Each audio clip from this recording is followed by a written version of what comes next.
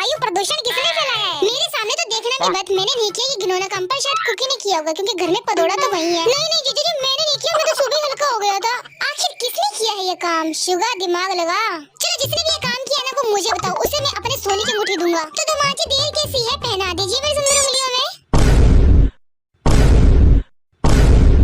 माँ जी शर्म कीजिए शर्म, अब आपकी उम्र हो गई है, अच्छे लगते हो क्या ऐसे काम करते हो? इससे अच्छा पेट सफा रख दफा लीजिए, चाहिए इनको सोने की अंगूठियाँ।